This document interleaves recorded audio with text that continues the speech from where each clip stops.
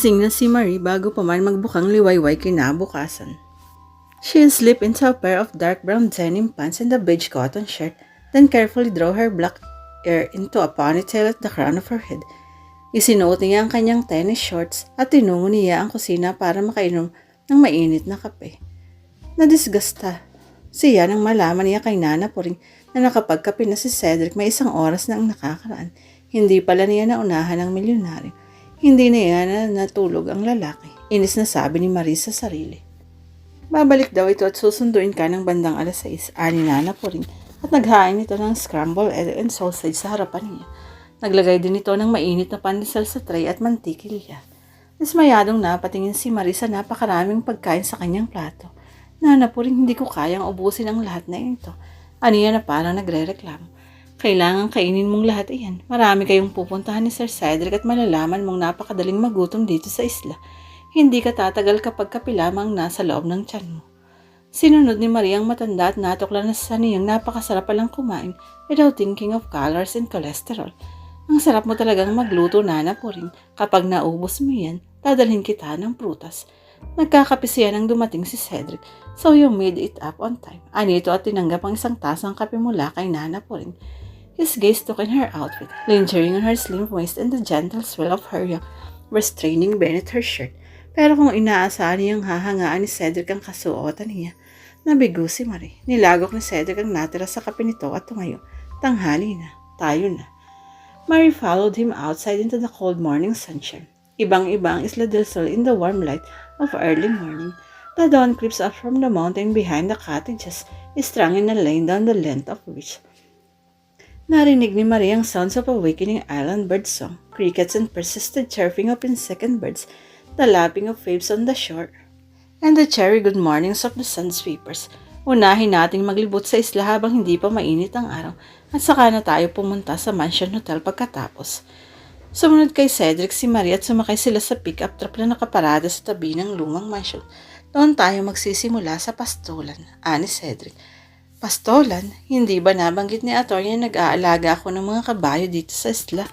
Ang iba ay para magamit ng mga bakasyonista dito na mahilig sa horseback riding, and I am trying to breed horses for racing. Napaka-varied pala ng interest mo, ngumiti si Marie. Nang makalampas sila sa pastulan ng mga kabayo, daibang pa along dirt roads outlining long row of vines hanggang sa makarating sila sa isang hill kung saan pumarada si Cedric. From this vintage point of gentle landscape, spread out the miles around them, affording to the panoramic view of the property.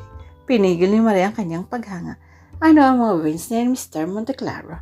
Hindi niya napagilang itanong. Grape vines. Ubas? May tanim kayong ubas dito sa isla? Namilog ang mga mata ni Marie. Angkop ba sa climate dito ang ubas?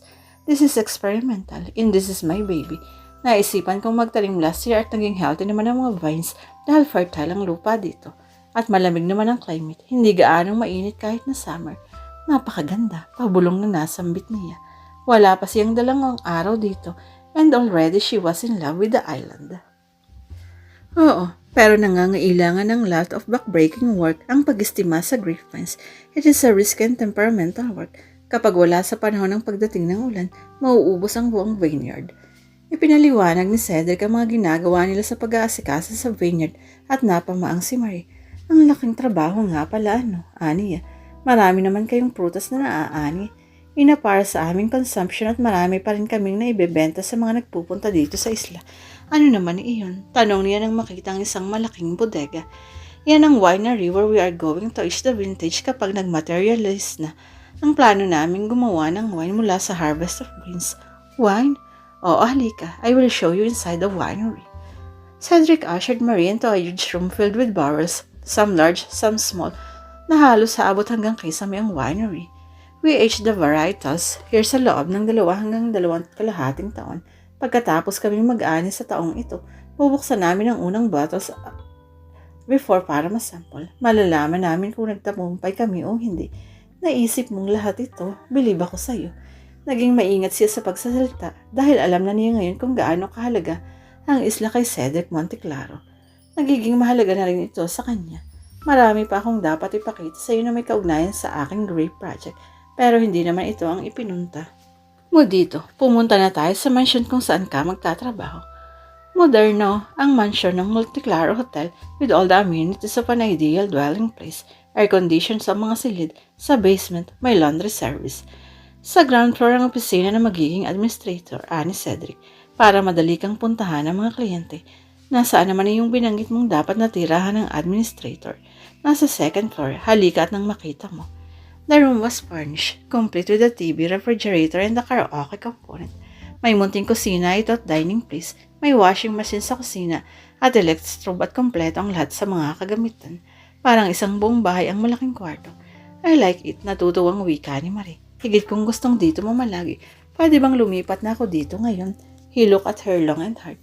Hindi malaman ni Marie kung imahinasyon lamang niya, pero parang napansin niyang dinamdam ni Cedric ang sinabi niya. Ikaw ang bahala kung kailan mo gustong lumipat yan. Matabang na wika ng milyonaryo at iniwan siya nitong nakatayo sa loob ng silid. Hindi humabol si Marie sa lumayong lalaki. Siya lamang mag-isang babalik sa lumang mansyon para kunin ang mga gamit niya. Lilipat siya sa mansion hotel sa araw na yun. Pero nang nasa hardin ng lumang mansyon ng milyonaryo, nang dumating doon si Marie, tungkol sa paglipat mo sa mansion hotel, anito, pwede bang pagkatapos na ng isang linggo, marami pa akong dapat na sabihin sa iyo tungkol sa trabaho mo at napakahirap sa akin na pumunta sa lilipatan. Mong kwarto tuwing may sasabihin ako, okay? Tumango siya. Sige, pero sana'y makalipat ako after 1 week. I promise. Sige, magpahinga ka na muna at matlapit na tayong mananghalian. He smiled at her at lumantad ang mapuputi at pantay na mga ngipin ng lalaki. Siya nga pala, Marie. Pwede bang Cedric na lang itawag mo sa akin? Masyado namang formal kung Mr. Monteclaro ka ng Mr. Monteclaro tuwing mag-uusap tayo. Nagkibit siya ng balikat. Kung iyan ang gusto mo, Cedric. Anita and tried to smile. O kumusta naman ang lakad ninyo? Tanong ni Nana puring nang magkakita nila si Marie sa kusina. Okay naman ho. Kaya lang ayaw pa akong palipatin ni Cedric sa kwarto ko sa mansion hotel. Dito daw muna ako ng 1 linggo pa. O edi mabuti para makasama ka muna namin dito. Bakit ayaw mo ba dito? Hindi naman sa ganun. Naiilang lang ako dito. Napakalaki at napakatahimik. Oo nga. Pero kapag umuwi dito ang ibang mga kapatid ni Sir, masaya din naman. Kailan sila uuwi dito? Hindi ko masabi.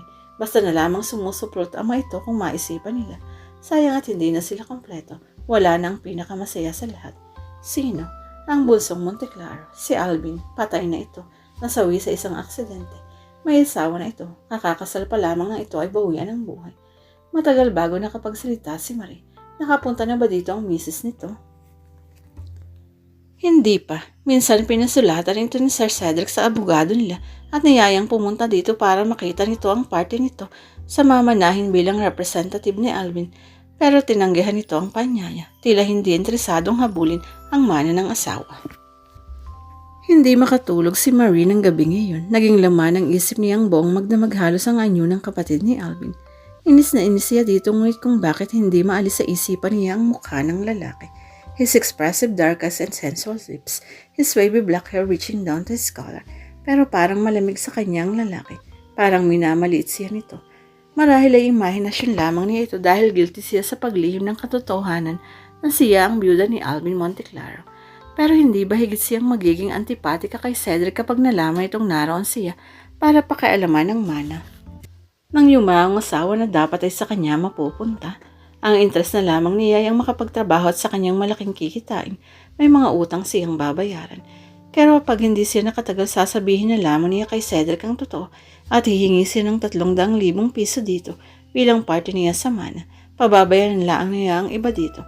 Kukunin lamang niya ang halagang ibabayad niya sa pinagkakautangan ni Alvin. At kapag may narinig siyang hindi maganda kay Cedric, mapipilitan siyang sabihin ang tungkol sa utang ni Alvin. Huwag naman sanang humantong sa ganito sa loob-loob ng babae.